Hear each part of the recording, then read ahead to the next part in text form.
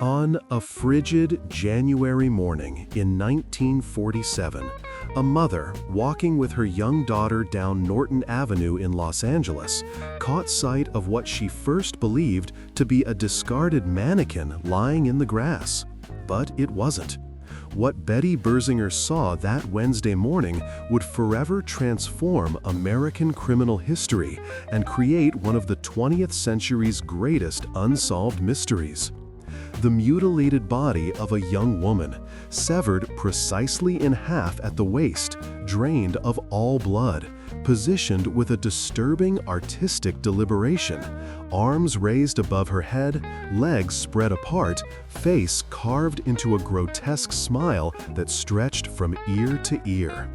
There was no blood at the scene, none. The killer had washed the body with meticulous attention, almost with reverence, before displaying it like a macabre work of art in broad daylight, just blocks from where families slept peacefully. Who was she? What had happened? And why would someone commit an act of violence so elaborate, so theatrical, so utterly bewildering?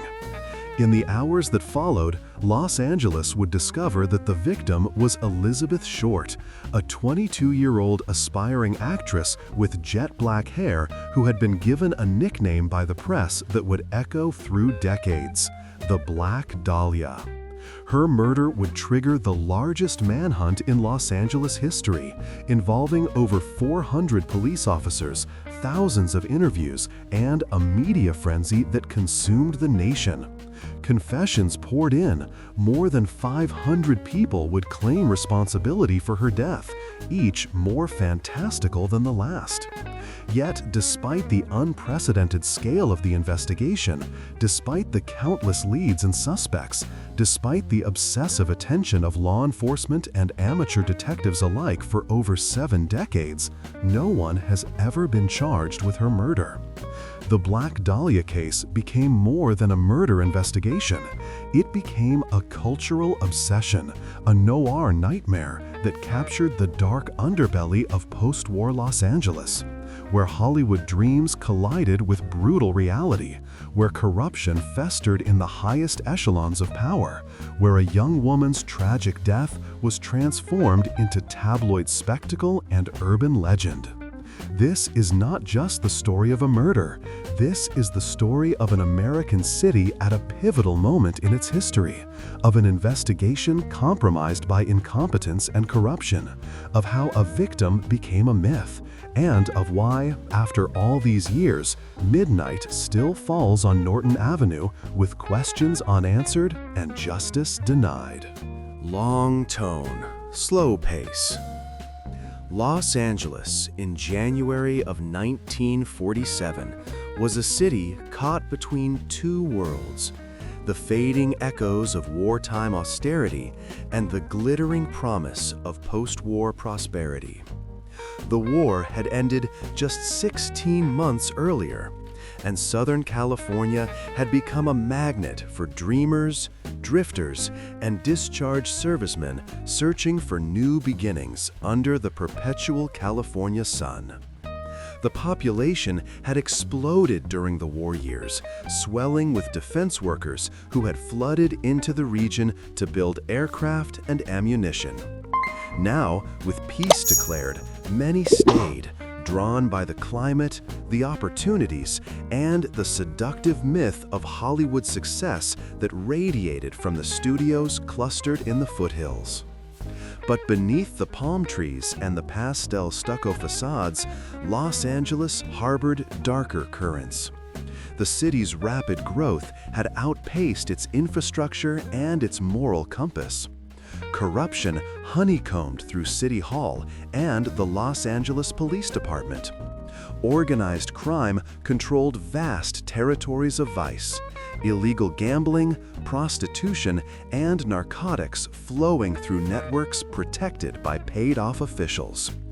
The Sunset Strip glittered with nightclubs where mobsters rubbed shoulders with movie stars, where fortunes changed hands over cocktails, where young women arrived nightly hoping to be discovered and often disappeared into exploitation instead. Downtown's shabby hotels and boarding houses filled with transients, each carrying their own desperate ambitions or running from their own damaged pasts.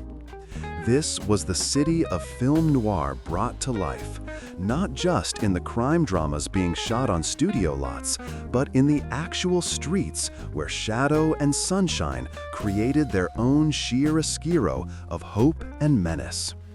Raymond Chandler was writing his dark Los Angeles mysteries.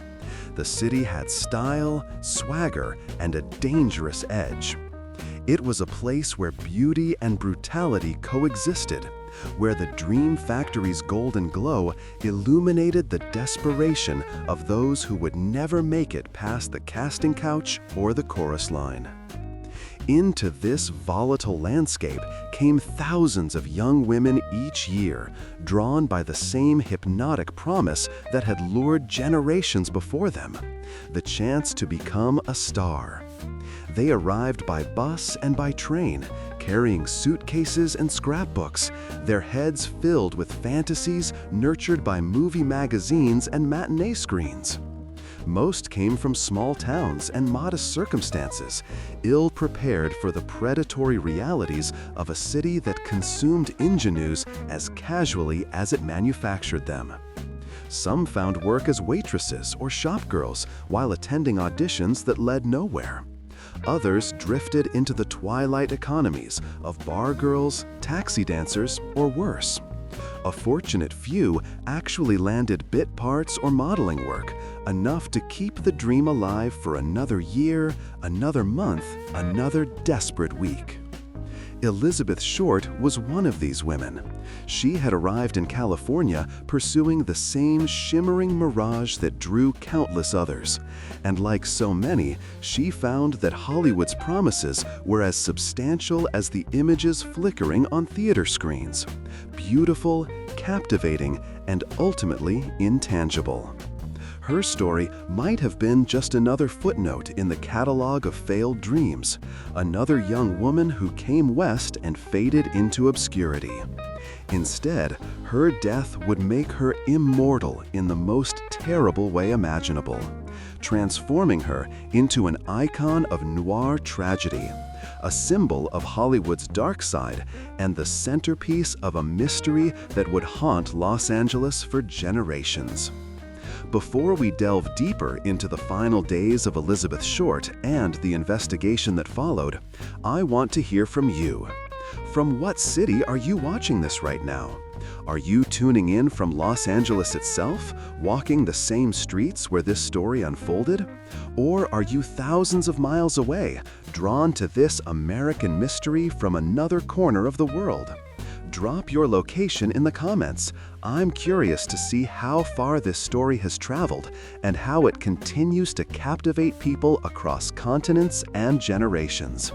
Now, let's step back to understand who Elizabeth Short really was, before the headlines, before the nickname, before she became the Black Dahlia. Elizabeth Short was born on July 29th, 1924, in the Hyde Park neighborhood of Boston, Massachusetts, the third of 5 daughters born to Cleo and Phoebe May Short. Her childhood was marked by instability and loss from its earliest years. The family struggled financially during the Great Depression, and in 1929, when Elizabeth was just 5 years old, her father, Cleo, abandoned the family in a manner so dramatic it seemed lifted from pulp fiction. He left his car on a bridge near Boston, leading authorities and his family to believe he had committed suicide by drowning. Phoebe May was left to raise 5 daughters alone during the worst economic catastrophe in American history, relying on welfare and whatever work she could find to keep her family fed and housed. But Cleo Short had not died. He had staged his own death to escape his responsibilities and had fled to California, where he started a new life building miniature golf courses in the Bay Area. It wasn't until years later that the family discovered he was alive, a revelation that must have carried its own peculiar trauma. The knowledge that their father had chosen to let them believe him dead rather than face his obligations to them. Young Elizabeth, known as Betty to her family and friends, grew up in this atmosphere of economic hardship and paternal abandonment, her formative years shaped by absence and struggle. She was, by all accounts, a beautiful child who grew into a striking young woman. Her hair was naturally brown, but she would later dye it jet black, creating the dramatic contrast with her pale skin that photographers found so compelling. She had luminous blue eyes, fine features, and a figure that drew attention wherever she went. But beyond her physical beauty, those who knew her described a young woman who was restless, romantic, and perpetually dissatisfied with her circumstances. She loved movies with an intensity that bordered on obsession, spending what little money she had on tickets to Hollywood films where she could lose herself in fantasies of glamour and transformation. Like millions of young women across America, she studied the stars on screen, their clothes, their makeup, their gestures, and imagined herself among them. Elizabeth's health was fragile. She suffered from severe asthma and other respiratory problems, conditions exacerbated by Boston's harsh winters. Doctors recommended a warmer, drier climate, and this medical necessity merged conveniently with her Hollywood dreams. In December 1942, at 18 years old, Elizabeth moved to Vallejo, California, to live with her father, who had by then remarried and established himself in the miniature golf business. It was her first escape from Boston, her first taste of California, and it should have been a new beginning. Instead, it ended badly within months. Cleo found his daughter's social habits troubling. She stayed out late, spent time with servicemen from the nearby naval base, and showed no interest in the domestic routine he expected. The relationship deteriorated rapidly, and by early 1943, Elizabeth was on her own again, moving between various California locations, supporting herself through whatever means she could manage. For the next 4 years, Elizabeth Short lived a nomadic existence that would later make piecing together her final movements extraordinarily difficult. She drifted between California and Florida, between various boyfriends and female friends who provided temporary shelter, between legitimate employment and hazier arrangements. She worked briefly as a cashier at the Camp Cook Post Exchange near Santa Barbara, where she met servicemen and developed a pattern that would characterize much of her remaining life. She was drawn to military men, particularly officers, and they were drawn to her. She cultivated relationships with several servicemen simultaneously, writing letters, accepting gifts, making promises she may or might not have intended to keep.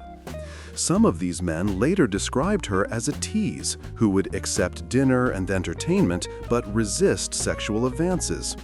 Others painted a different picture. The truth, as always, was likely more complex than either portrayal. In 1943, she was arrested in Santa Barbara for underage drinking. She was 19, and the legal drinking age was 21.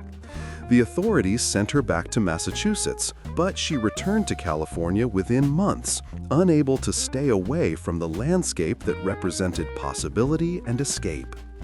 She moved to Miami Beach, Florida for a time, working in various capacities and forming relationships within the military community there. One of these relationships was with Major Matt Gordon, an Air Force officer who apparently proposed marriage to her. Elizabeth spoke of him often, showing his photograph and letters to friends, positioning herself as an engaged woman waiting for her fiancé to return from the war. But Matt Gordon died in a plane crash in India in 1945 before he could return to marry her, if indeed he had actually proposed. Some investigators later questioned whether the engagement had been real or a fantasy Elizabeth had constructed, one of several stories she told about herself that blurred the line between aspiration and fabrication. By 1946, Elizabeth was back in California, gravitating inevitably toward Los Angeles and Hollywood. She moved frequently, staying with various acquaintances, rarely holding employment for long, surviving through a combination of dates with men who paid for meals and entertainment, occasional modeling jobs, and the generosity of friends who took pity on her circumstances. She stayed for a time with a woman named Elvira French in Pacific Beach, near San Diego, sleeping on the couch and helping with household chores in exchange for room and board.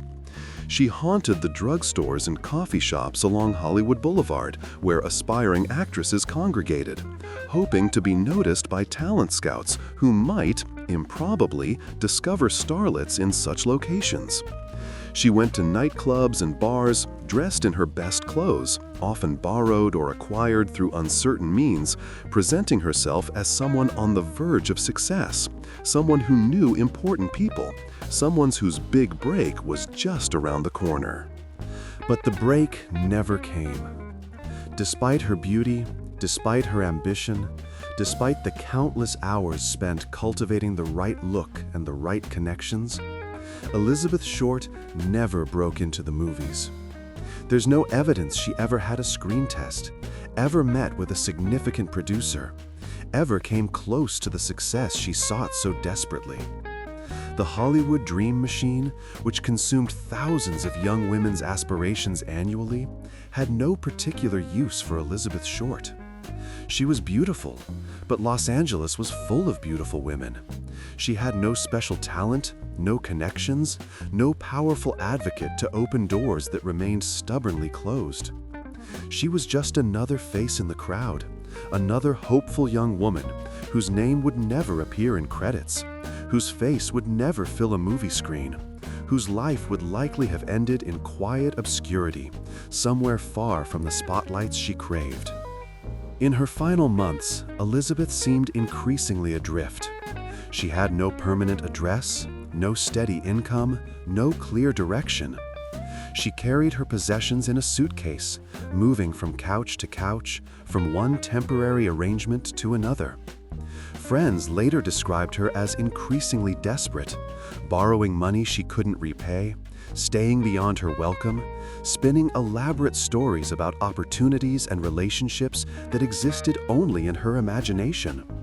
Some described her as sweet and naive, a girl woman who never quite grasped the predatory realities of the world she inhabited. Others saw her as manipulative, a young woman who had learned to use her looks to extract what she needed from men and women alike. The truth encompassed both portraits.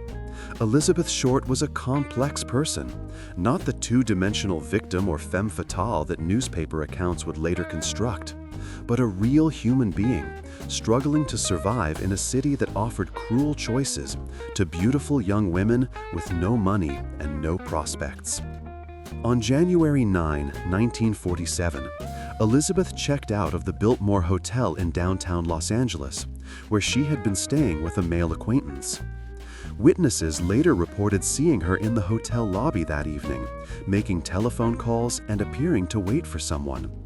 She was wearing a black suit, a white blouse, and black high-heeled shoes. Her jet black hair was styled carefully, her makeup applied with the precision of someone for whom appearance was everything. She looked, as she always tried to look, like someone who mattered, someone who was going somewhere important, someone whose life was filled with promise rather than desperation. It was the last time anyone reported seeing Elizabeth Short alive. 6 days later, her body would be discovered on Norton Avenue, transformed from a forgotten girl into an immortal mystery, her identity subsumed by the nickname that would define her in death as her life never could, the Black Dahlia. Betty Berzinger was taking her usual morning walk with her 3-year-old daughter Anne on January 15, 1947, when she spotted what appeared to be a broken department store mannequin lying in a vacant lot on the west side of South Norton Avenue, between Coliseum Street and West 39th Street. The lot was overgrown with weeds, a neglected patch of urban emptiness in the Limert Park neighborhood, a middle-class area of single-family homes where such a sight seemed incongruous but not immediately alarming. Department stores sometimes discarded damaged mannequins, and Los Angeles lots often accumulated the detritus of a rapidly growing city. But as Betty drew closer, her brain began processing details that didn't align with her initial assumption. The object was too pale, too waxy, too precisely positioned. And then the horrifying recognition crystallized. This wasn't a mannequin. This was a human body. Or rather, 2 pieces of a human body. Betty grabbed her daughter, shielded her eyes, and ran to a nearby house, pounding on the door and demanding to use the telephone to call the police. Her voice, witnesses later recalled, carried a pitch of hysteria that brought neighbors to their windows and doorways, sensing that something terrible had occurred in their quiet neighborhood. The first officers arrived within minutes. LAPD officers Frank Perkins and Will Fitzgerald responding to what their dispatcher had described as a possible homicide. Nothing in their training, nothing in their years of police work in a city that had seen its share of violence prepared them for what lay in the vacant lot. The body of a young woman had been severed completely in half at the waist, the 2 sections positioned about a foot apart. The cuts were clean, precise, suggesting medical knowledge or at minimum someone with experience in butchery. The body had been drained entirely of blood and washed meticulously clean. There was no blood in the surrounding soil, no blood on the grass, no blood anywhere in the vicinity, meaning this was merely a disposal site, not the location where the actual murder and mutilation had occurred. The victim's arms were raised above her head, bent at the elbows. Her legs were spread apart. The positioning was deliberate, theatrical, designed to shock whoever discovered it. But the true horror lay in the mutilations to the face and body. The victim's mouth had been cut from the corners to the ears in a grotesque extension of her smile, creating what would later be clinically termed a Glasgow smile. There were rope marks on her wrists, ankles, and neck, indicating she had been bound. Her body bore numerous cuts and abrasions. Sections of flesh had been removed from her thighs. There was evidence of blunt force trauma. And perhaps most disturbing, there was clear indication that many of these tortures had been inflicted while she was still alive. That her killer had taken considerable time to torture her before finally ending her life. Then taken even more time to drain her blood, wash her corpse, and bisect it with surgical precision. As more officers arrived, as the morning sun climbed higher and the temperature began to rise, even January in Los Angeles can be warm by midday, the crime scene transformed into a circus. Detectives Harry Hansen and Finis Brown from the LAPD Homicide Division took charge of the scene, but controlling it proved impossible. Reporters arrived within the hour, having monitored police radio frequencies for exactly this kind of sensational story. Photographers began snapping pictures from every angle. Curious neighbors gathered at the perimeter, craning their necks for a glimpse of the horror that had invaded their orderly neighborhood. The crime scene, which should have been preserved with meticulous care, was compromised almost immediately by the sheer number of people trampling through it, contaminating potential evidence, destroying any possibility of finding meaningful trace materials. The victim's fingerprints were lifted from her corpse and transmitted to the FBI via a new technology called sound photo, essentially a wire photo system that could transmit images across telephone lines. Within hours, the identification came back. Elizabeth Short, date of birth July 29, 1924, last known address in Santa Barbara. She had a fingerprint record because of her 1943 arrest for underage drinking. The speed of this identification was remarkable for its time and set the investigation on its course. But it also set in motion something else, something that would ultimately become almost as disturbing as the murder itself. When the Los Angeles newspapers learned the victim's identity, they immediately began constructing a narrative around her murder. The Los Angeles Examiner, locked in a bitter circulation war with its competitors, took the lead in sensationalizing every aspect of the case. Reporters discovered that Elizabeth had been seen frequently wearing black clothing, favoring dark colors that contrasted dramatically with her pale skin and dark hair. Someone, accounts differ as to whether it was a pharmacy clerk or someone else, mentioned that she had been nicknamed the Black Dahlia, supposedly in reference to the recent film Noir, The Blue Dahlia, starring Alan Ladd. The accuracy of this origin story is questionable. No one who actually knew Elizabeth remembered calling her by this nickname, and it may well have been invented by reporters seeking a more compelling handle than Elizabeth Short Murder. But regardless of its authenticity, the name stuck, transforming a murdered young woman into a lurid symbol, a noir archetype, a headline that sold newspapers by the millions. The Examiner's coverage was relentless and deeply problematic by any ethical standard. Reporters contacted Phoebe Short, Elizabeth's mother, in Massachusetts, without initially telling her that her daughter was dead. They informed her only that Elizabeth had won a beauty contest and they wanted background information for a feature story. Phoebe, pleased and proud, shared family photographs and intimate details about her daughter's life, talking at length about Elizabeth's dreams, her struggles, her personality. Only after extracting everything they needed did the reporters finally reveal that Elizabeth was dead, murdered in the most brutal fashion imaginable. Phoebe's scream could be heard by neighbors. Her collapse into grief was immediate and total. The Examiner printed her anguish alongside the family photographs she had innocently provided, turning a mother's worst nightmare into entertainment for breakfast readers across Los Angeles. The newspaper coverage intensified with each passing day, feeding a public appetite for lurid details that seemed insatiable. The papers published crime scene photographs, though somewhat sanitized, that nevertheless showed Elizabeth's mutilated corpse.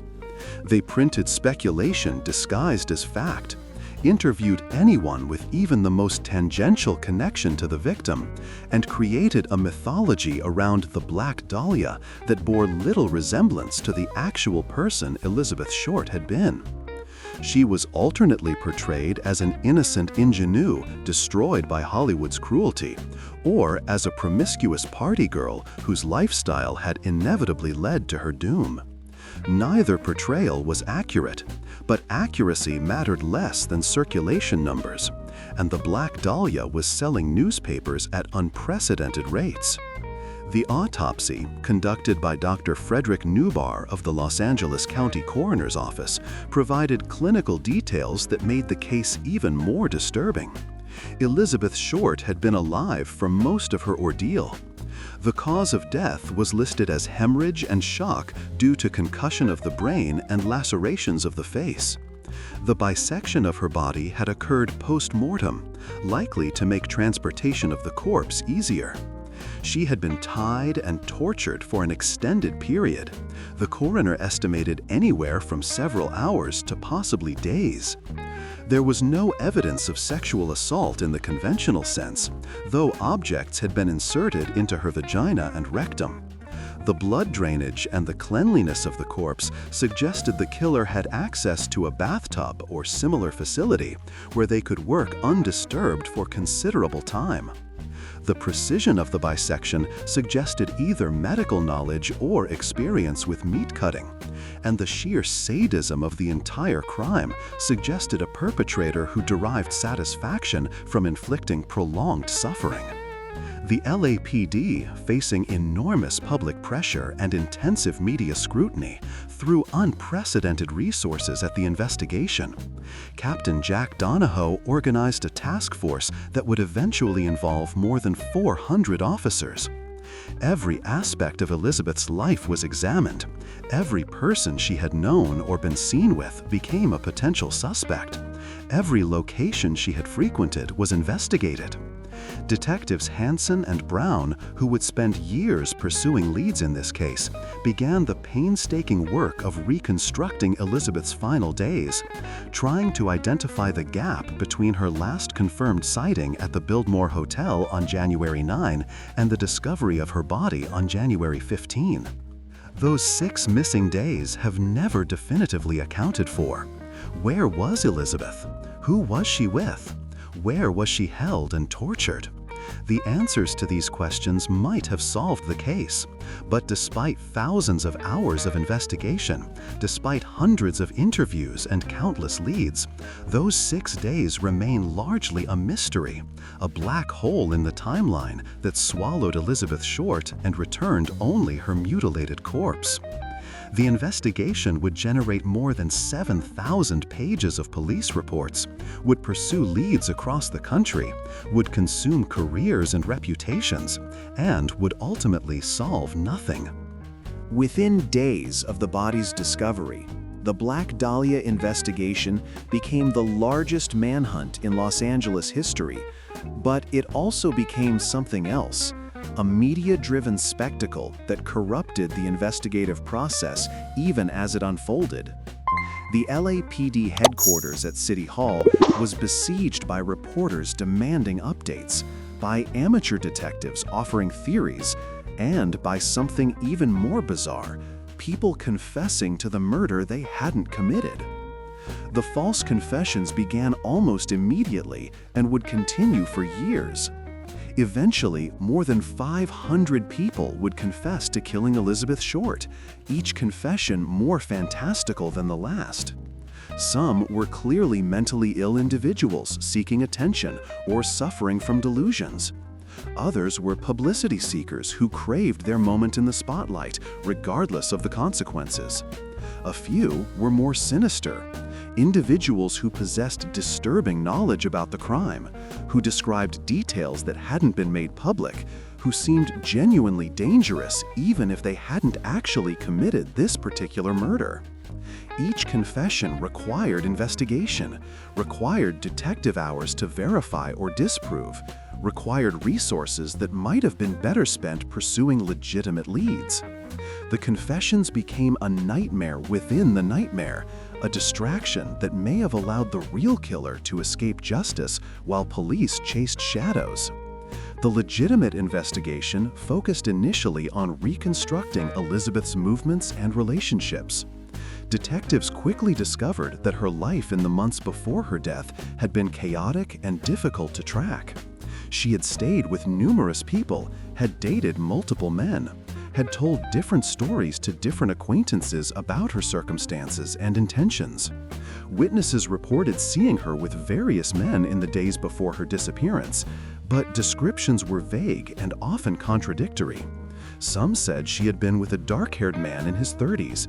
Others described a blonde man, or a man with distinctive clothing, or someone with an accent. The variations were endless and largely useless. One early focus of the investigation was Robert Red Manley, a 25-year-old married salesman who had known Elizabeth and who, crucially, admitted to seeing her during the last week of her life. Manley had met Elizabeth in San Diego when she was staying with Elvira French. He had driven her from San Diego to Los Angeles on January 9, dropping her off at the Biltmore Hotel that evening, making him possibly the last person to see her alive. Manley submitted to extensive police questioning and multiple polygraph tests. He seemed nervous, evasive at times, and his explanations for certain aspects of his relationship with Elizabeth were inconsistent. But ultimately, the evidence to charge him never materialized. His polygraph results were inconclusive. His timeline, though suspicious, couldn't be definitively disproven. And he had no obvious motive for such an extreme crime. Still, suspicion followed him for the rest of his life. He suffered a nervous breakdown shortly after the intense police scrutiny, was institutionalized briefly, and never fully recovered from his association with the case. Another early suspect was Mark Hansen, a nightclub and theater owner who had known Elizabeth. She had stayed at a house he owned on North Orange Drive in Hollywood, living there with several other young women in an informal boarding arrangement. Hansen admitted knowing Elizabeth, but denied any romantic involvement. Police searched his properties, but found nothing incriminating. Hansen's connections to the entertainment industry and his ownership of various properties made him an intriguing suspect. He would have had the resources and locations to commit such a crime, but again, no evidence emerged to support charging him. Like Manley, he would remain under a cloud of suspicion for years, his name forever linked to the Black Dahlia, though never definitively connected to her murder. The investigation expanded to include military personnel, given Elizabeth's known pattern of dating servicemen. Hundreds of soldiers, sailors, and officers who had been stationed in Southern California or who had known Elizabeth during her time in Florida were interviewed. Some had concerning backgrounds, violent incidents, psychological problems, or suspicious behavior around the time of the murder. But the sheer number of military men who had known Elizabeth, combined with the transient nature of military life in the immediate post-war period, made this avenue of investigation overwhelming. Men had been transferred, discharged, or had simply disappeared into civilian life, making follow-up nearly impossible. As weeks became months with no arrest, public criticism of the LAPD intensified. The department was already facing questions about corruption and incompetence, and the Black Dahlia investigation seemed to confirm the worst suspicions. Evidence handling had been sloppy. The crime scene had been compromised. Witnesses had been interviewed poorly or not at all. Leads had been followed haphazardly. And, increasingly, there were whispers of something darker. That the investigation was being deliberately sabotaged, that powerful people wanted the case to remain unsolved, that Elizabeth Short had known or seen something that made her dangerous to important figures in Los Angeles. These conspiracy theories were fueled by the very real corruption that permeated Los Angeles in the 1940s. The LAPD was not an independent law enforcement agency, but rather an arm of a larger power structure that included organized crime, corrupt politicians, and wealthy businessmen who operated above the law. Chief of Police Clemence Herral presided over a department riddled with officers on the take, where evidence could be made to disappear, where investigations could be steered away from inconvenient suspects, where justice was a commodity bought and sold like any other. The district attorney's office, city hall, and various business interests formed an interlocking web of corruption so entrenched that honest officers, and there were some, found themselves powerless to fight it. This context gave rise to theories that Elizabeth Short had been killed by someone powerful, someone connected, someone whose identity the LAPD knew but would never reveal. These theories gained traction when certain aspects of the investigation seemed inexplicably abandoned. Witnesses who claimed to have important information reported being ignored or dismissed. Evidence that seemed promising mysteriously vanished from storage. Suspects with powerful connections were interviewed briefly and then never pursued further, even when their alibis seemed questionable. One of the most controversial aspects of the investigation involved the Gangster Squad, an elite LAPD unit ostensibly created to combat organized crime, but which, in practice, operated with little oversight and was itself suspected of criminal activity. Some researchers have suggested that the Gangster Squad either conducted a parallel investigation that was never made public, or actively worked to suppress information that implicated protected individuals. The truth is difficult to determine because many LAPD records from this era have been lost, destroyed, or remain sealed. Adding to the circus atmosphere, the killer, or someone claiming to be the killer, began sending messages to the newspapers.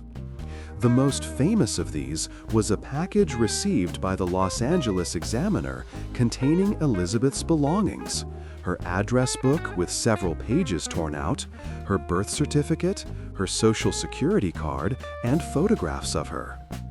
The items had been cleaned with gasoline, presumably to remove fingerprints. The package included a note constructed from letters cut from newspapers that read, "Here is Dahlia's belongings. Letter to follow." The handwriting was crude, deliberately disguised. 2 weeks later, another message arrived, also constructed from cut-out letters. "Have changed my mind. You would not give me a square deal. Dahlia killing was justified." These communications drove another wave of investigation. Who had Elizabeth's belongings? Who knew her real name before it was published? The gasoline cleaning suggested someone with criminal sophistication. The theatrical nature of the communications suggested someone who enjoyed taunting police. But like everything else in this case, the letters led nowhere definitive. Some investigators believed they were authentic communications from the killer. Others thought they were hoaxes by someone who had obtained Elizabeth's belongings secondhand, or who had simply faked the entire thing for attention. The items were analyzed extensively, but yielded no useful evidence. As 1947 dragged on with no arrest, the investigation began to slow. Detectives were reassigned to other cases. The newspaper coverage decreased. Public attention moved to other scandals, other crimes, other tragedies. The Black Dahlia task force that had once numbered hundreds of officers dwindled to a handful of detectives who continued pursuing leads, but with diminishing resources and growing skepticism that the case would ever be solved. Detectives Hansen and Brown continued working the case for years, but their efforts became increasingly symbolic, a gesture toward justice rather than a realistic pursuit of it. The unsolved Black Dahlia murder became an open wound in Los Angeles, a symbol of the city's darkness that no amount of sunshine and Hollywood glamour could fully obscure. It represented justice denied, corruption triumphant, and a murdered woman whose identity had been consumed by the mythology surrounding her death. Elizabeth Short, the person, was forgotten, replaced entirely by the Black Dahlia, the symbol. And the killer, whoever they were, had gotten away with it. In the decades following Elizabeth Short's murder, dozens of suspects would be proposed, investigated, and ultimately cleared or dismissed. Some were serious candidates with genuinely disturbing connections to the case. Others were the products of overactive imaginations, conspiracy theorists, or family members seeking closure through accusation. The sheer volume of proposed suspects speaks both to the complexity of the case and to its enduring grip on the public imagination. One of the most extensively investigated suspects in recent decades is Dr. George Hill Hodel, a wealthy Los Angeles physician who lived in the famous Sowden House, a Lloyd Wright-designed mansion in the Los Feliz neighborhood. Hodel was a brilliant, eccentric figure with a dark reputation even during his lifetime. He was a trained surgeon with the anatomical knowledge to perform the bisection of Elizabeth's body. He was known to host wild parties attended by artists, writers, and Hollywood figures, parties where conventional morality was suspended. And in 1949, 2 years after the Black Dahlia murder, he was tried for molesting his teenage daughter, though he was ultimately acquitted. The case against Hodel was most forcefully made by his own son, Steve Hodel, a former LAPD homicide detective who spent years investigating his father after his death in 1999. Steve Hodel's book, Black Dahlia Avenger, presents a compelling circumstantial case. He discovered that his father had known Man Ray, the surrealist artist, and that some crime scene photographs of Elizabeth Short's body bore striking similarities to Man Ray's artistic photographs of women. He found evidence that his father's residence had been bugged by the LAPD in 1950 during the molestation investigation, and that transcripts of these recordings included suspicious conversations that could be interpreted as oblique references to the Black Dahlia killing. He documented his father's pattern of predatory behavior toward women, his surgical skills, his proximity to locations relevant to the case, and his personality profile as a narcissistic sociopath capable of extreme violence. Steve Hodel's investigation revealed something else disturbing: that his father had been a suspect at the time, that the LAPD had conducted surveillance on him, but that the investigation had been mysteriously dropped.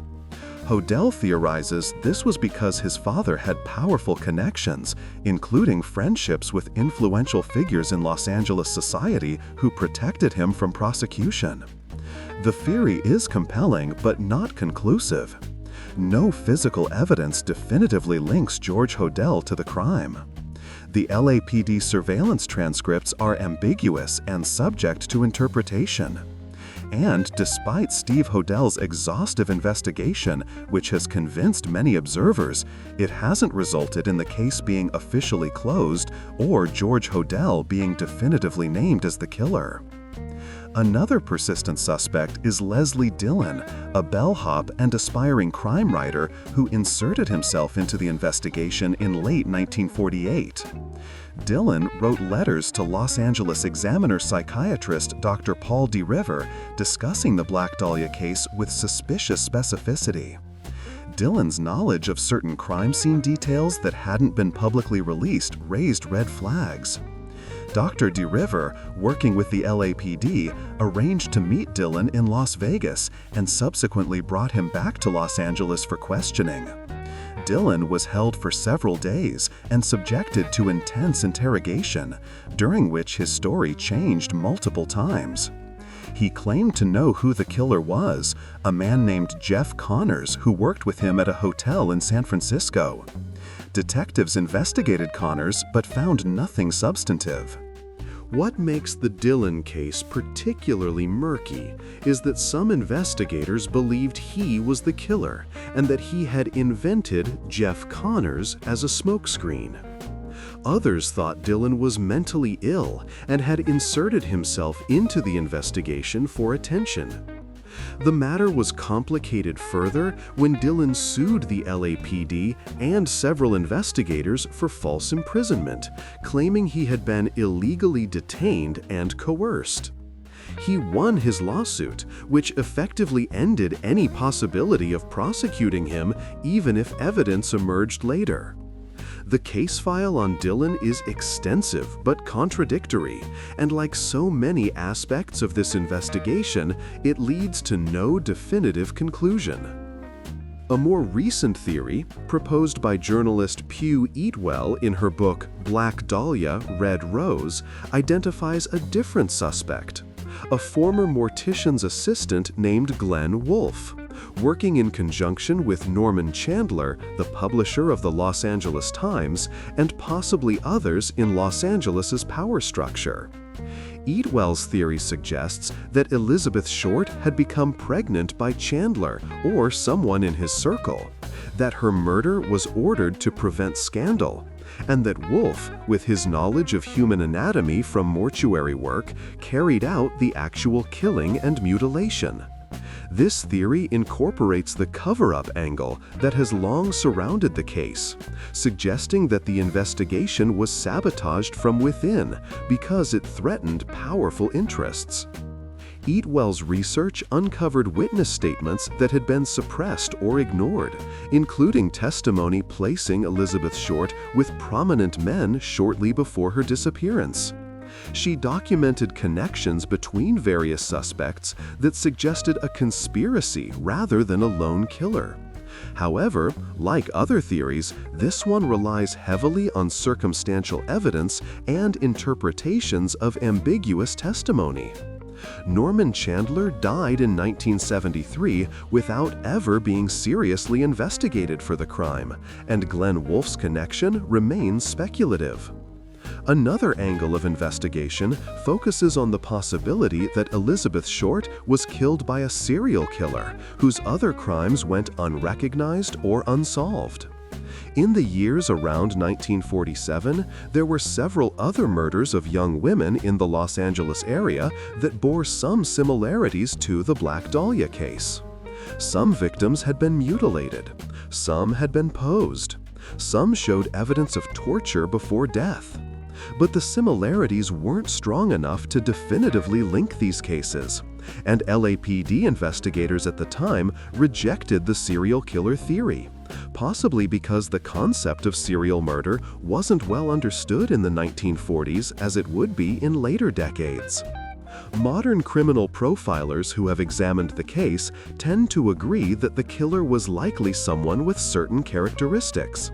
Male, probably in his 30s or 40s at the time, with medical, mortuary, or butchery knowledge, with access to a private location where he could hold a victim for days without detection. Someone organized and methodical who could clean up after such an extensive crime without leaving forensic evidence. Possibly someone with a history of violence toward women. Someone confident enough to display the body in a public location, suggesting either a desire for recognition or a belief that he was untouchable. This profile could fit any number of men in 1947 Los Angeles, which is precisely the problem. Some theories focus less on individual suspects and more on the possibility of institutional cover-up. These theories suggest that the LAPD knew or quickly discovered who killed Elizabeth Short, but chose not to pursue prosecution because the killer was protected by powerful interests, perhaps organized crime figures who had police on their payroll, perhaps wealthy businessmen who couldn't afford scandal, perhaps even law enforcement officers themselves. The evidence for these theories is circumstantial but troubling. The botched crime scene investigation, the missing evidence, the abandoned leads, the surveillance of suspects that mysteriously ended, and the general atmosphere of corruption that characterized Los Angeles law enforcement in this era. It's worth noting that the Los Angeles Police Department in the 1940s was not merely corrupt. It was systematically corrupt in ways that are difficult for modern observers to fully appreciate. The Gangster Squad, for instance, operated as an off-the-books enforcement arm that used illegal methods, including kidnapping, torture, and murder to combat organized crime, or sometimes to carry out hits for favored criminal organizations. The Vice Squad took payoffs from brothels and gambling operations. Evidence rooms were plundered regularly. Witness statements were falsified.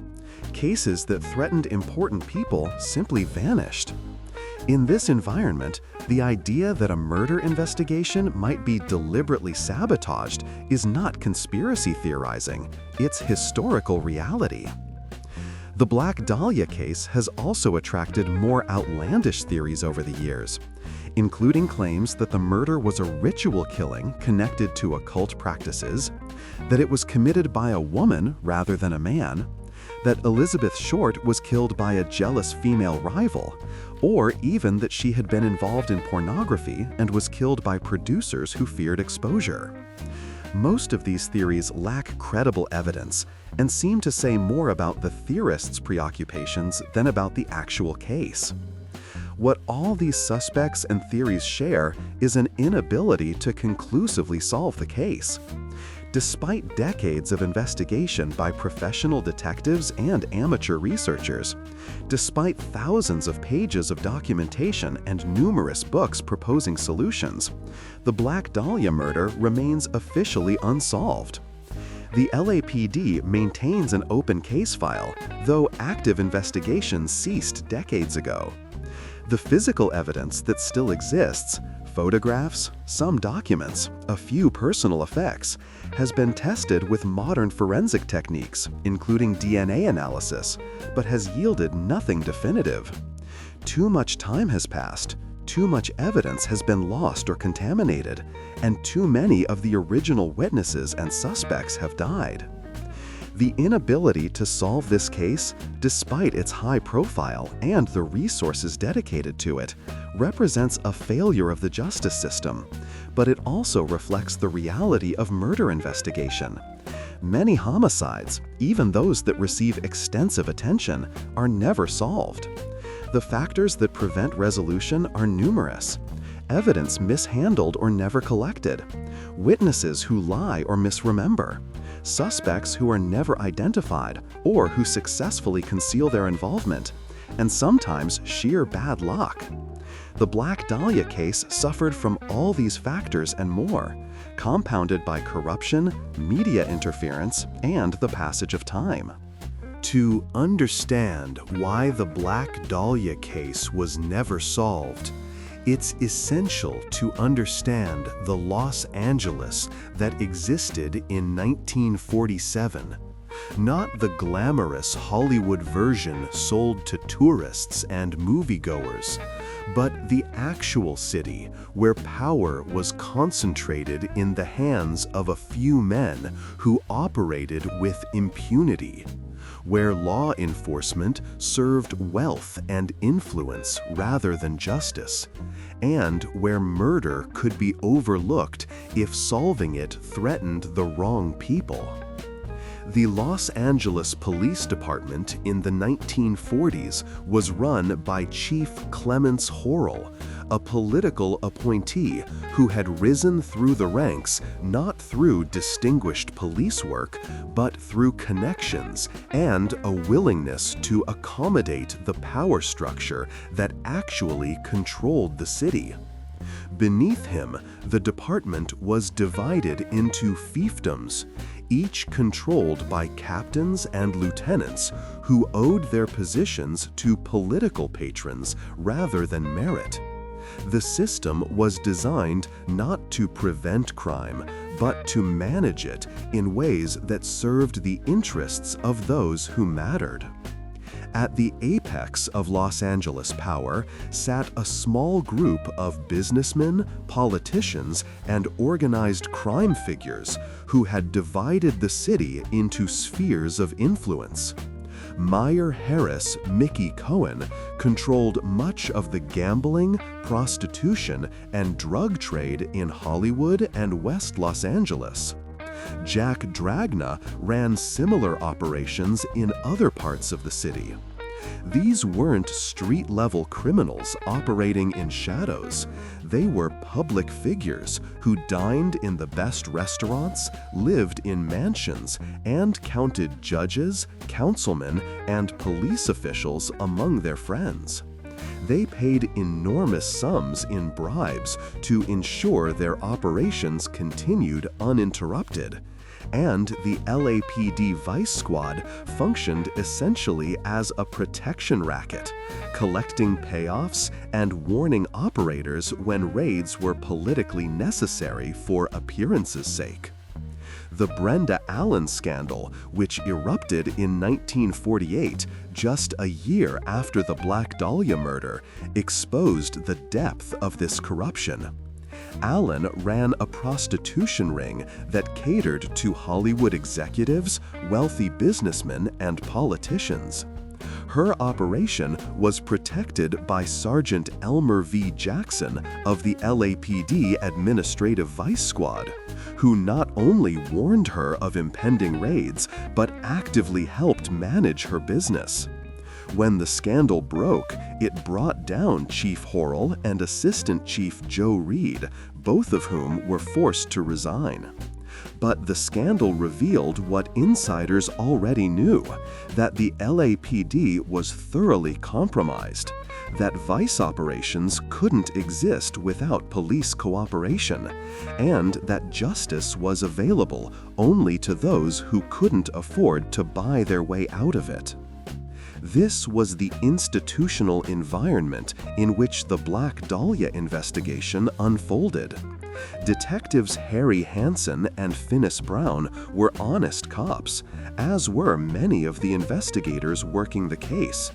But they operated within a system designed to protect certain people and certain interests.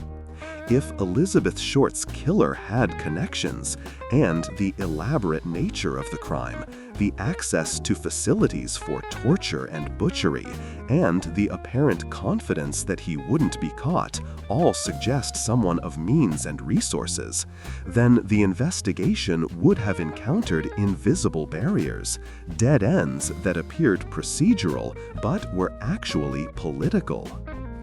Several aspects of the investigation support the cover-up theory.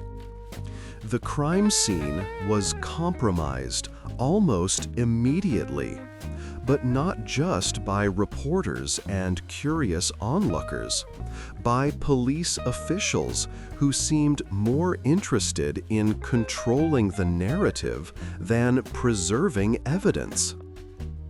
The gangster squad became involved in the investigation early, which was unusual given that this wasn't an organized crime case. The gangster squad, led by Lieutenant Willie Burns, operated outside normal departmental oversight and had a reputation for making evidence disappear when necessary. Their involvement has never been adequately explained. Witnesses who claimed to have seen Elizabeth Short with prominent men in the days before her disappearance were either ignored or their statements were filed away and never followed up. One witness claimed to have seen her at a party at a mansion in Los Feliz, possibly the Sowden house owned by George Hodel, but this lead was not vigorously pursued. Another witness reported seeing her with a group of men, including someone he recognized as a local political figure. But his statement disappeared from the official case file and only surfaced decades later when researchers examined archived documents. The evidence collected at the crime scene, such as it was poorly cataloged, and some of it went missing from police storage. Photographs of the crime scene show numerous people walking through the area before it was properly processed, potentially destroying trace evidence that might have identified the killer.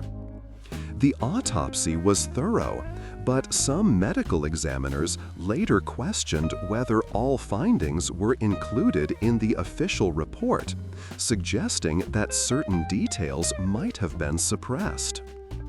The most suggestive evidence of a cover-up involves suspects who were investigated and then suddenly dropped without apparent reason.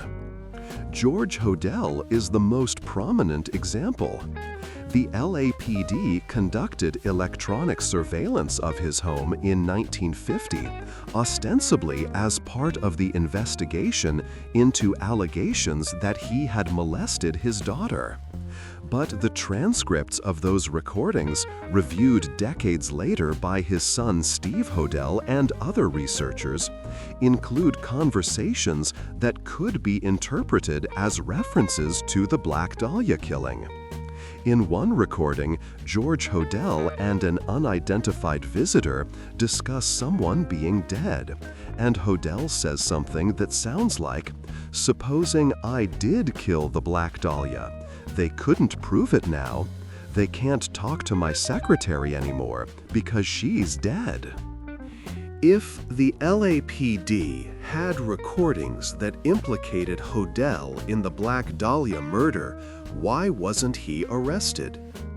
Steve Hodel's research suggests that his father had powerful friends, including connections to the district attorney's office and to wealthy families who wouldn't tolerate the scandal of one of their social circle being prosecuted for such a notorious crime. George Hodel was brilliant, wealthy, and well-connected. He moved in circles that included artists, intellectuals, and Hollywood figures. His first wife was Dorothy Hodel, née Huston, whose family had significant wealth and influence.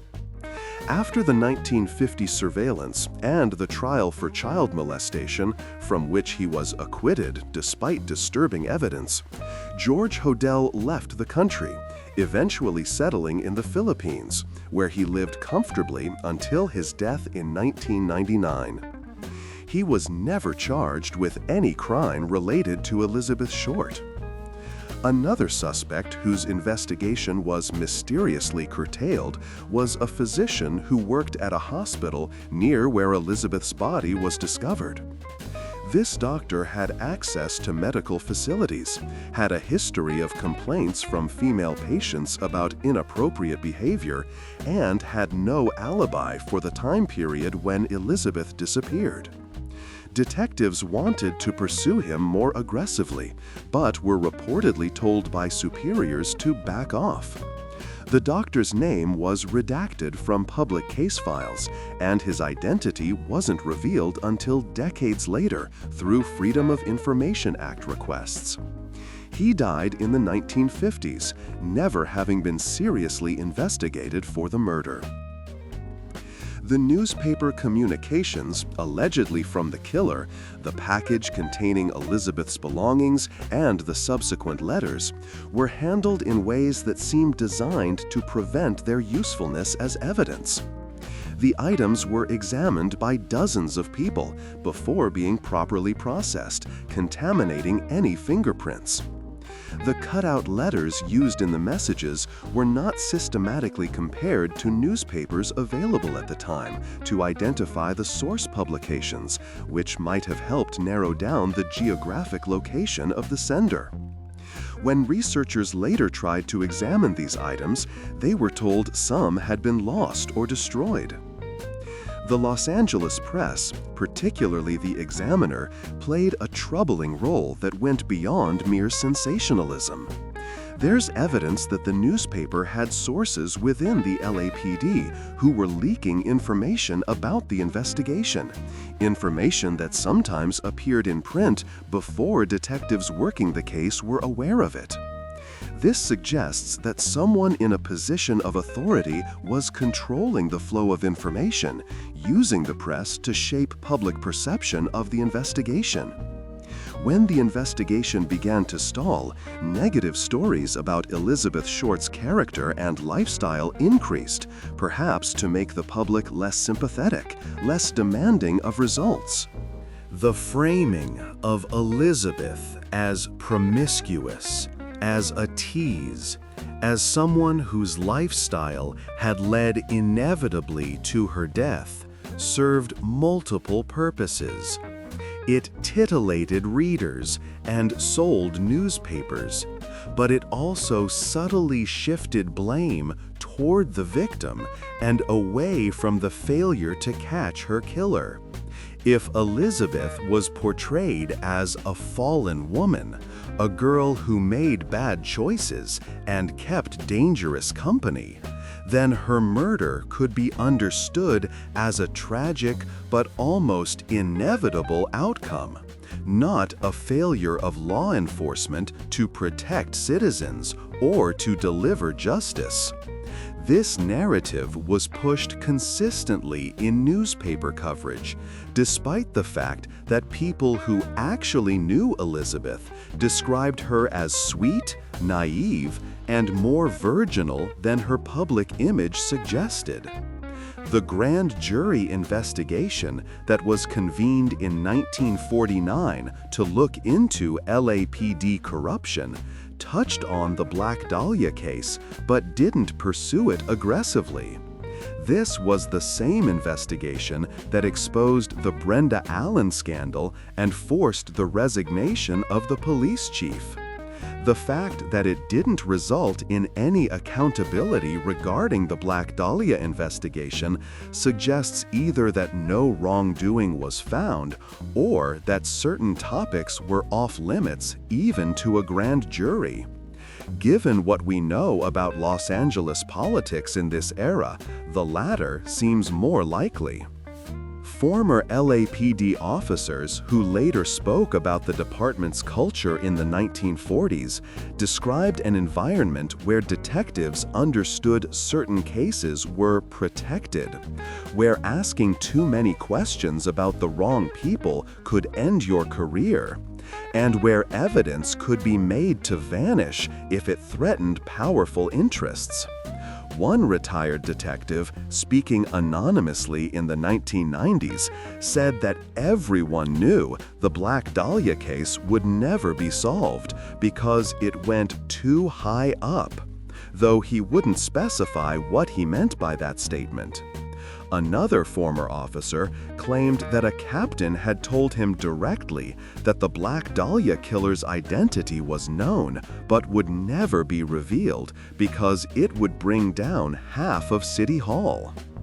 These testimonies are hearsay, impossible to verify, and should be treated with appropriate skepticism. But they fit a pattern that's consistent with other documented corruption in the LAPD during this period. The department that employed officers who tortured suspects in the basement of City Hall, that ran illegal gambling operations on the side, that took regular payoffs from organized crime, and that falsified evidence in numerous cases. This same department had every institutional incentive to cover up a murder if solving it threatened important people. The question of whether there was a deliberate cover-up in the Black Dahlia case may never be definitively answered. The principals are all dead.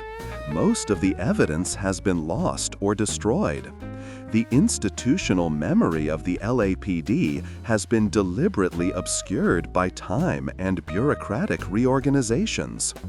What can be said with certainty is that the investigation was compromised from the beginning, that certain promising leads were not pursued, that some suspects received protection they shouldn't have, and that the outcome, an unsolved murder despite massive resources and public attention, served someone's interests.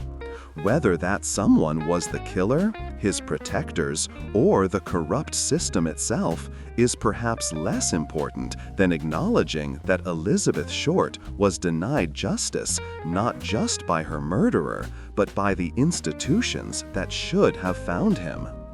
The Black Dahlia murder transcended its origins as a criminal case to become something larger, a cultural touchstone, a noir archetype, and an enduring obsession that has lasted more than 7 decades. Elizabeth Short's death occurred at a precise moment in American cultural history when several forces converged. The post-war anxiety about women's changing roles, the dark glamour of film noir, the tabloid culture that was reaching new heights of sensationalism, and the Hollywood mythology that promised transformation but often delivered destruction. The case became a symbol of all these anxieties, a story that was told and retold in ways that revealed more about American culture than about the actual crime. Within weeks of the murder, Elizabeth Short had ceased to exist as a real person in the public consciousness. She became the Black Dahlia, a symbol constructed from newspaper headlines, speculation, and projection. The real Elizabeth, a troubled young woman struggling with poverty and limited options, someone who had friends and family who loved her, someone with hopes and disappointments like anyone else, disappeared beneath layers of mythology. She was reimagined as the ultimate noir victim, beautiful, mysterious, doomed.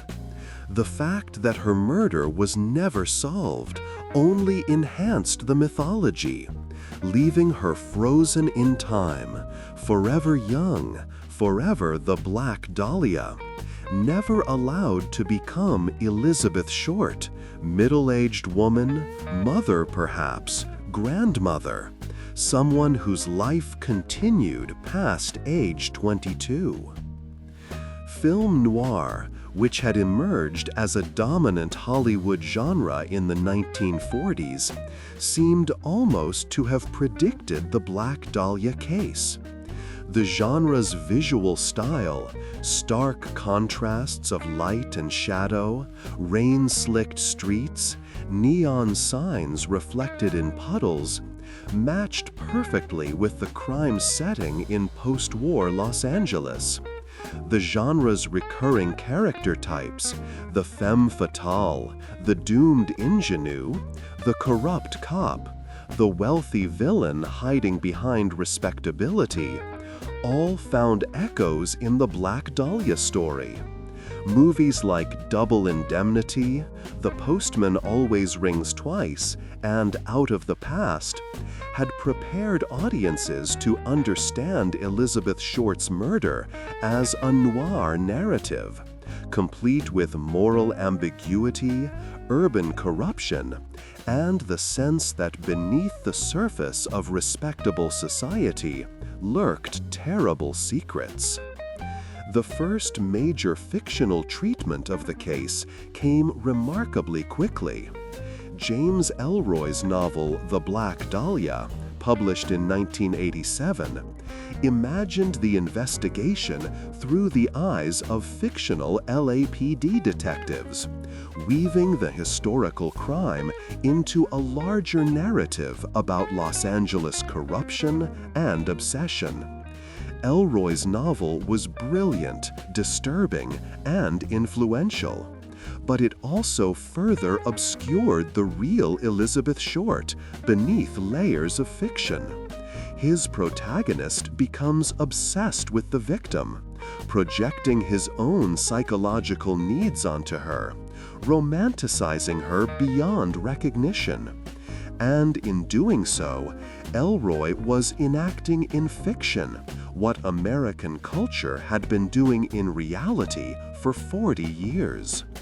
The novel was adapted into a film by Brian De Palma in 2006, bringing the story to yet another generation and further cementing the Black Dahlia as a permanent fixture in American noir mythology. But Ellroy's novel was just one of hundreds of fictional treatments.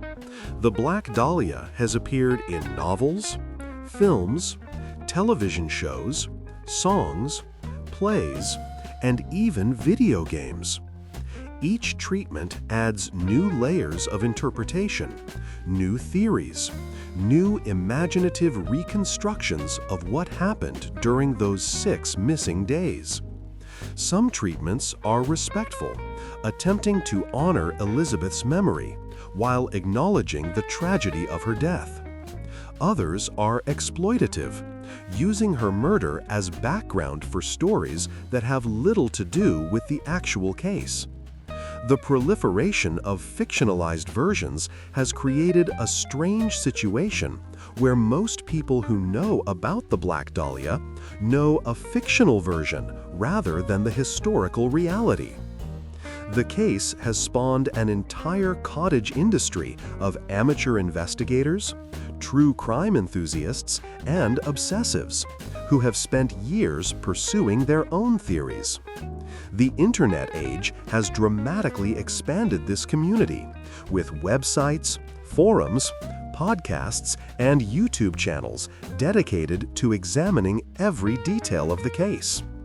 Some of this amateur investigation has been genuinely useful, uncovering documents that had been overlooked, identifying witnesses who were never properly interviewed, or proposing connections that professional investigators missed. Steve Hodel's investigation of his father, whatever one thinks of its conclusions, represents thousands of hours of serious research by someone with professional detective experience. But the amateur investigation has also produced an enormous amount of noise. Conspiracy theories without evidence, accusations against innocent people, and the elevation of minor suspects into major villains based on nothing more than speculation. The internet has democratized murder investigation in ways that can be both helpful and harmful. Anyone can now access crime scene photographs, autopsy reports, and witness statements that were once locked away in police files. This transparency is generally positive, but it also means that the Black Dahlia case has been picked over by thousands of amateur detectives, each convinced they've found the crucial detail that everyone else missed, each proposing solutions that rarely withstand serious scrutiny. The obsession with the Black Dahlia case reflects something broader about American culture's relationship with unsolved mysteries and violent crime. There's a hunger for resolution, for understanding, for the imposition of meaning on senseless violence. An unsolved murder offends our sense that the universe operates according to comprehensible rules, that evil is always punished, that stories have proper endings. The Black Dahlia case denies us that satisfaction. It remains open, ambiguous, resistant to closure.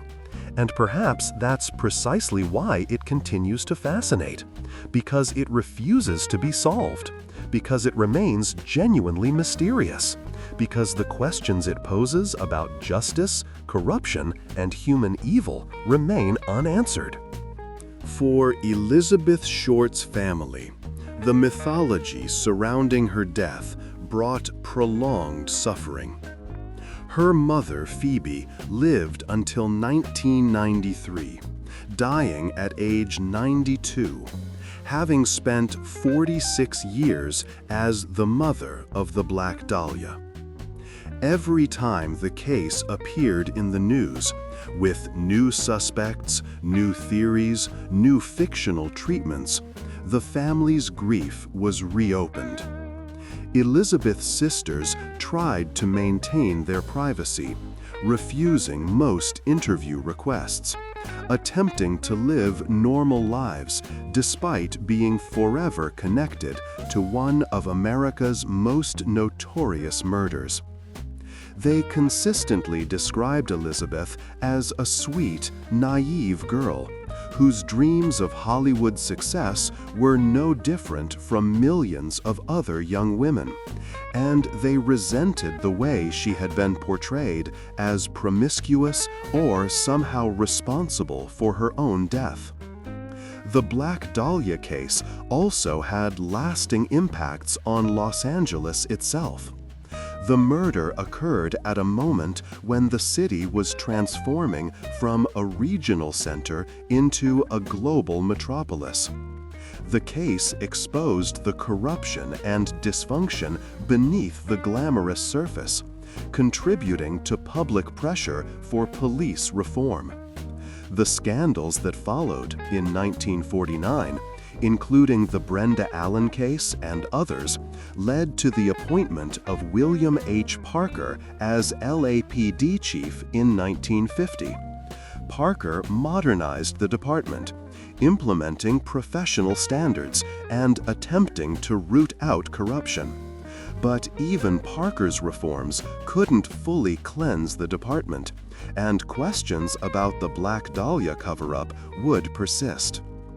The neighborhood where Elizabeth's body was found, Leimert Park, has changed dramatically over the decades. In 1947, it was a quiet, predominantly white middle-class area. Today, it's the cultural heart of Los Angeles' Black community, home to jazz clubs, art galleries, and the annual Leimert Park Village Book Fair. The specific lot where her body was discovered is now part of a residential street, unmarked by any plaque or memorial. Tourists occasionally search for the exact location, guided by crime scene photographs, looking for some tangible connection to the tragedy. But the city has moved on, built over the past, transformed itself repeatedly. The Los Angeles of 1947 barely exists anymore, except in photographs, films, and memories, much like Elizabeth Short herself. Modern forensic science has been applied to the case multiple times, always with disappointing results. DNA analysis has been attempted on various pieces of evidence, but the samples are too old, too contaminated, or too degraded to yield useful results. Even if viable DNA were recovered, there's no suspect DNA to compare it against. George Hodel's DNA has been compared to samples from the case without conclusive results, and most other serious suspects died decades ago. The window for forensic resolution has likely closed permanently. The LAPD officially maintains an open case file on the murder, though no detective has been assigned to actively investigate it for years. In 2013, the department held a press conference announcing they were releasing previously sealed documents to the public, thousands of pages of reports, photographs, and investigative materials. The release was partly by public records requests and partly by a desire for transparency. But the released documents, while fascinating to researchers, didn't contain any smoking gun, didn't point definitively to any suspect, and didn't change the fundamental reality that the case remains unsolved. What does it mean for a case to remain unsolved for more than 75 years? It means that whoever killed Elizabeth Short almost certainly died without ever facing justice. Died, perhaps, with the satisfaction of having committed the perfect crime. It means that the corruption and failures that prevented the case from being solved have been vindicated by time. It means that Elizabeth Short has been denied the basic human right to have her murder treated seriously, her killer identified and punished. And it means that all the mythology, all the speculation, all the cultural artifacts produced around her death have become substitutes for justice.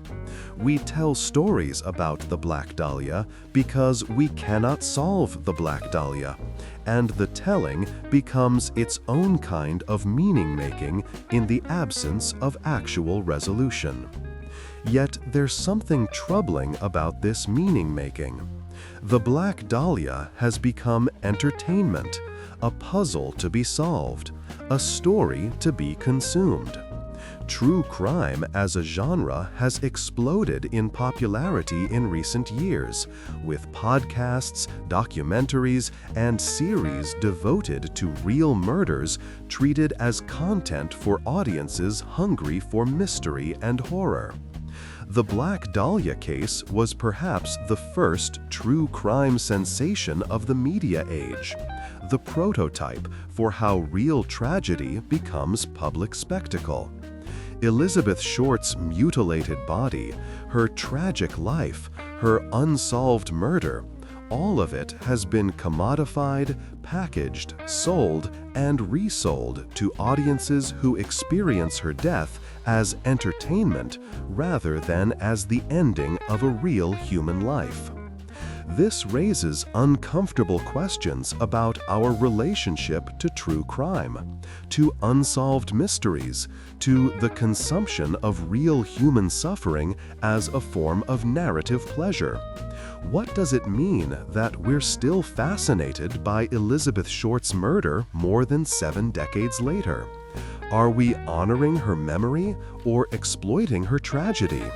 Are we seeking justice or just seeking stimulation? These questions don't have easy answers, but they're worth asking as we continue to be drawn to this case and others like it. Elizabeth Short was 22 years old when she died. She never got to live the life she dreamed of, never achieved any of the success she sought, never found love or stability or even simple security. Her death was brutal, her killer never caught, her memory transformed into mythology that obscures rather than illuminates who she actually was.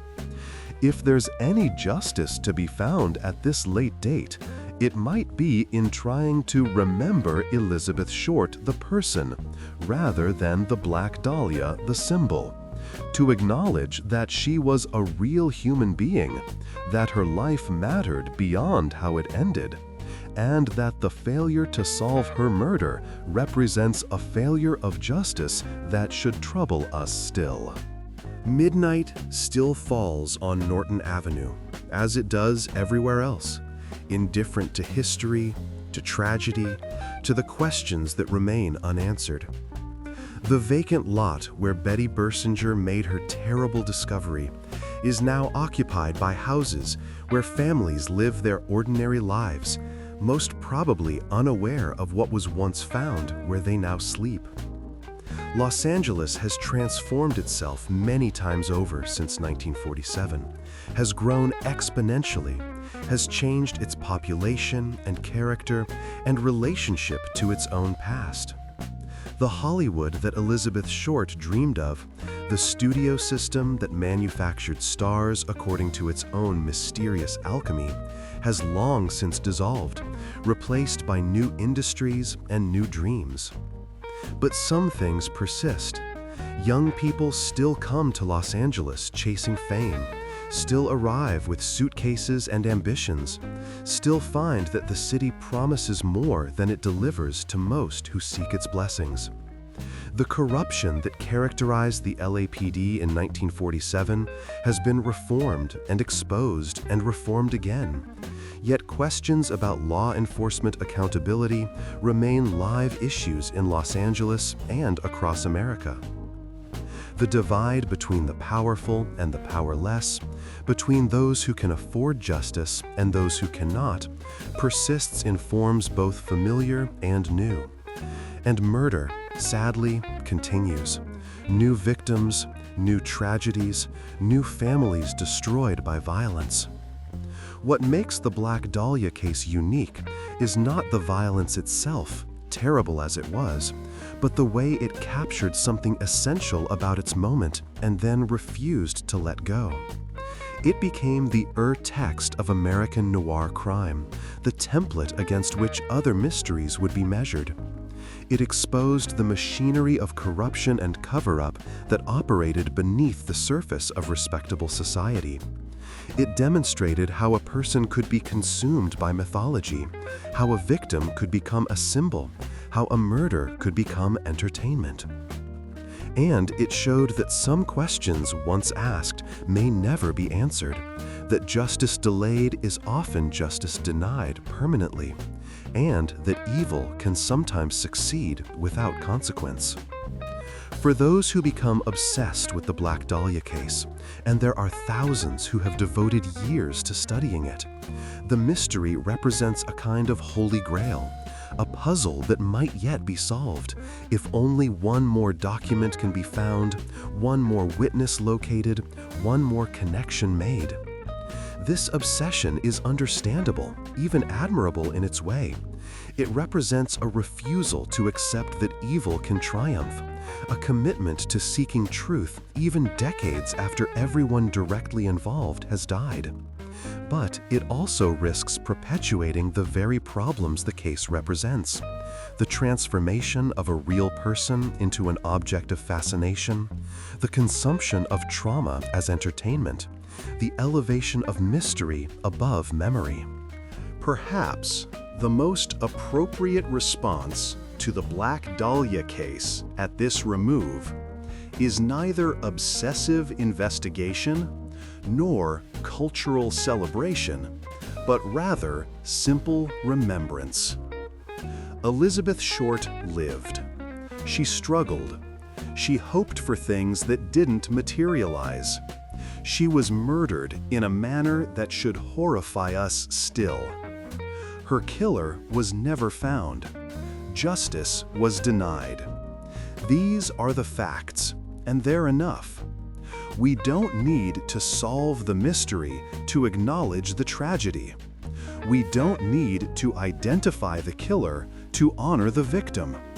We can simply remember that on January 15, 1947, a young woman's body was found in a Los Angeles lot, that her death shocked a city and a nation, and that more than 75 years later, we still don't know who killed her or why, and that this failure of justice should matter to us, should trouble us, should remind us that the victims of violence deserve more than to become symbols, more than to become stories, more than to become the Black Dahlia.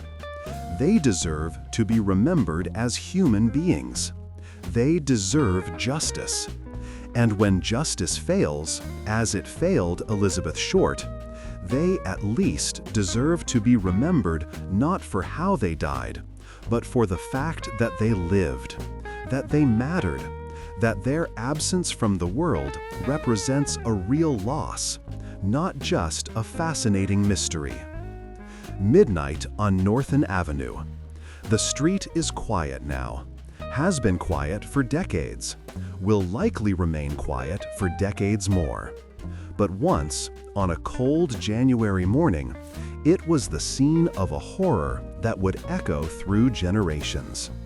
And somewhere, in the vast silence of history, Elizabeth Short, not the Black Dahlia, but Elizabeth, Betty, a young woman with dreams and disappointments and a life that mattered, waits still for the justice that never came and probably never will.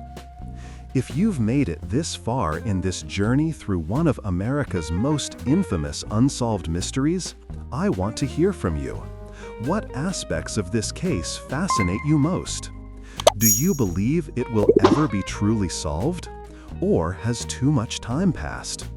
Have you visited Los Angeles and walked the streets where this story unfolded? More importantly, what do you think this case reveals about justice, about power, about how we treat victims and consume their stories? Leave your thoughts in the comments below. And if you found this documentary valuable, if it gave you new insights into the Black Dahlia case, or made you think differently about true crime and unsolved mysteries, please consider subscribing to this channel, hitting that like button, and sharing this video with others who might appreciate this deep dive into history's shadows. There are more stories to tell, more mysteries to examine, more forgotten corners of history that deserve to be brought into the light. Thank you for watching. And remember, behind every mystery, every legend, every famous case, there was a real person whose life mattered beyond how it ended.